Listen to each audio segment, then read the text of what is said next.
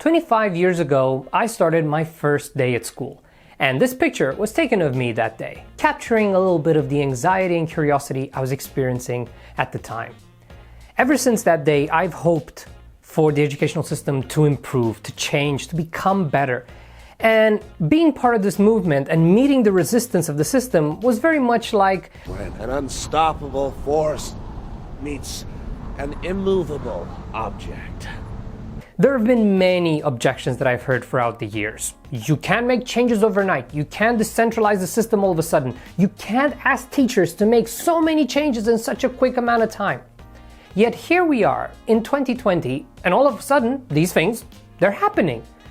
As we speak here in Romania, in preparation for starting the educational year, a lot of changes are happening overnight. The system has been decentralized overnight, and teachers have to adapt to so many changes so quickly. Pardon my French, but to a certain extent, it feels like a complete shit show. We are seeing the cracks in our educational system, and a dire need of reform is obvious now more than ever. So how would a post-COVID-19 educational system look like? Well, stick around and find out.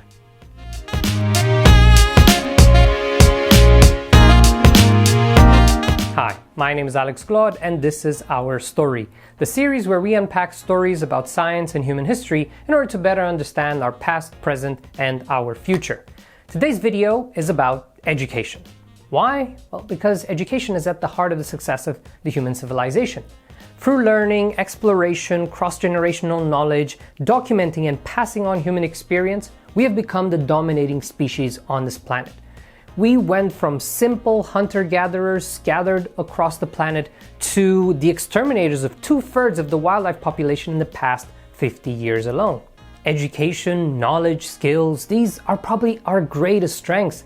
Yet somehow collectively we have not been that efficient at making this available to everyone and at the same level of quality. In fact, if we look through most of the history of public education, we can quickly realize that the purpose of education wasn't really to empower children to become full-grown adults and active members of society.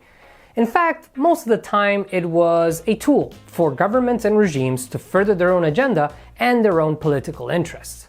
When factory owners needed workers to operate their machines, soon enough an educational system was designed that looked very much like an industrial line of production. When countries needed a way to pass on the myths about its origins, values, and identity, history books were written to further that narrative and pass it on to young, impressionable children that could be later persuaded to go to war or to vote for particular policies. When dictators needed to maintain their power and therefore have an obedient population that would not question authority, that would not think critically, and could be primed to hate specific ethnic or racial groups, well, quickly the educational system mirrored that. And by this point, you're starting to see a few patterns. Now that the world is changing and all of these myths are being challenged, not to mention the incredibly fast pace of innovation and development of technology, most of us are asking ourselves, is it still worth holding on to the old notions and systems of education? Well, let's see 5 potential trends for the future of education and what their implications could be. Number 1, digitalized education. The COVID-19 pandemic has pushed many teachers to get accustomed to the world of online learning, most of them having to start from scratch right on the job. Throughout the world, many NGOs and local initiatives have invested in helping teachers get accustomed with these tools, such as Google Classrooms, Microsoft Teams, so on and so forth, but none of them had the scale necessary to prepare everybody for what happened this year. Right now, across the globe, governments, businesses, NGOs, local initiatives, they're all doing their best to make sure every child has access to a tablet and to a stable internet connection so that they can enjoy the fruits of online learning. This movement towards digitalized education is going to explode in the next few years, especially since it has also a lot of indirect advantages for the communities as well. However, there are a few caveats. This will not necessarily solve the problem of inequality when it comes to access to education.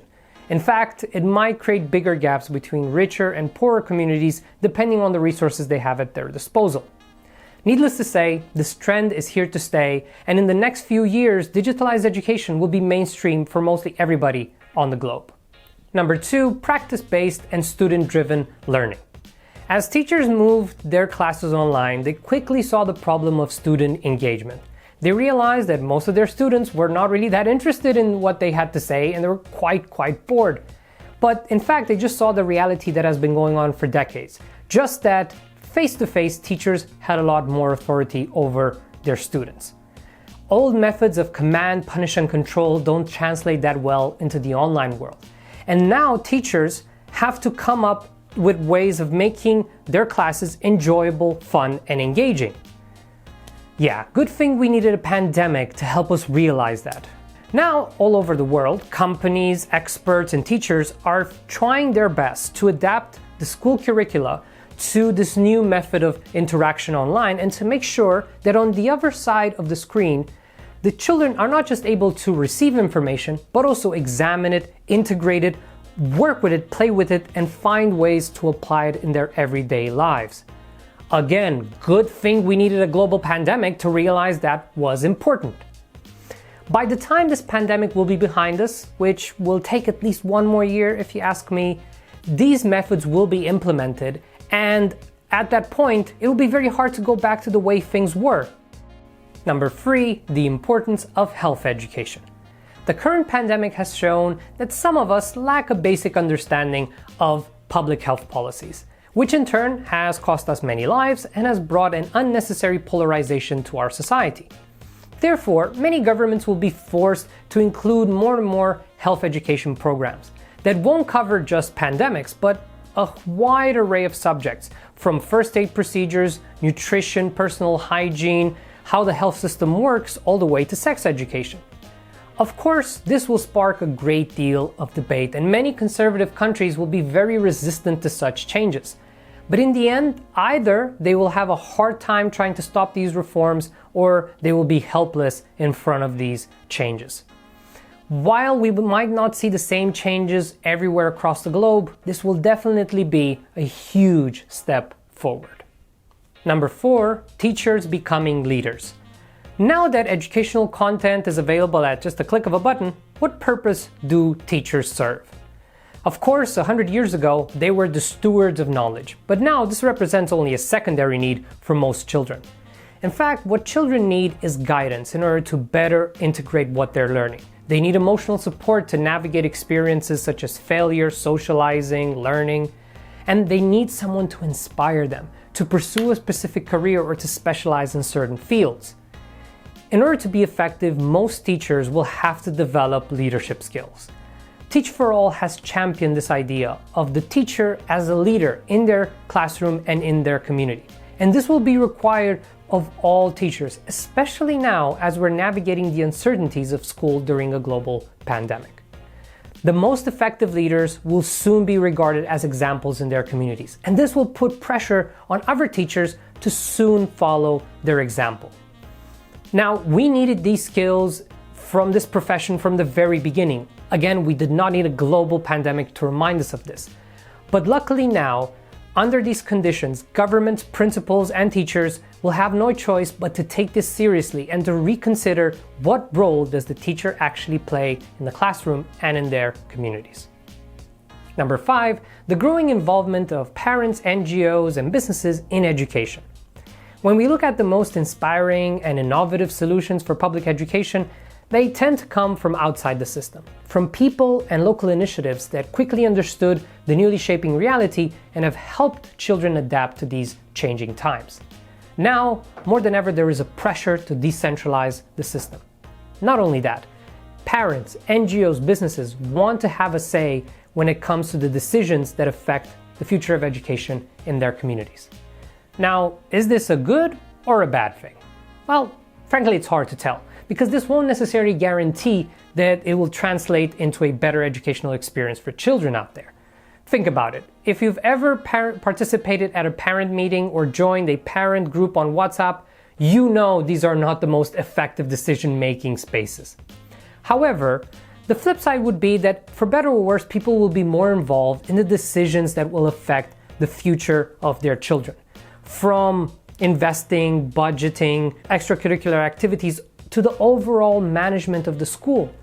And this is something we should look forward to, because at the end of the day, if we pay for these services with our taxes At least let's have a voice in how this money is being spent. Of course, this list is far from complete, and this is mostly just my personal opinion.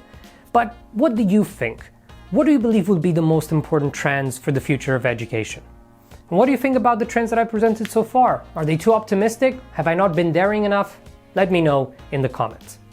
The COVID-19 pandemic has not been a fun experience for all of us, and in fact, it has challenged us in many ways. But just like in our daily lives, sometimes maybe challenges push us in the right direction, and hopefully this will push the educational system to make the changes it needed to make decades ago. As the late Sir Ken Robinson said, "The fact is that given the challenges we face, education doesn't need to be reformed, it needs to be transformed." The key to this transformation is not to standardize education, but to personalize it, to build achievement on discovering the individual talents of each child, to put students in an environment where they want to learn and where they can naturally discover their true passions. If you want to be part of this movement of change, regardless whether you're a parent, a teacher, a student, or a business leader, the moment to act is now. These will be the defining times of the future of our education. And your contribution, no matter how small, will matter, and it will ripple in time. Children across the world need our leadership, and they need our involvement. So let's not keep them waiting too long. Thank you so much for tuning in. If you like this video, give it a thumbs up, leave a comment, and subscribe if this is your first time here. Today's video goes out to the first patron of this channel, Mircea Seredyuk. Mircea is an old friend of mine. He's a passionate educator and engineer. We've had the chance to work on several projects, and I want to take this opportunity to congratulate him on becoming a father for a young little boy. I hope that he will enjoy these changes when it comes to education and that his experience in school will be much better than our own. If you also want to become a patron and support this channel, find the link in the description. You can get access to behind-the-scenes footage, early access to videos, and many other fun perks. My name is Alex Glod, your neighborhood storyteller, and this is our story. Thank you again for tuning in, and see you next time. Take care.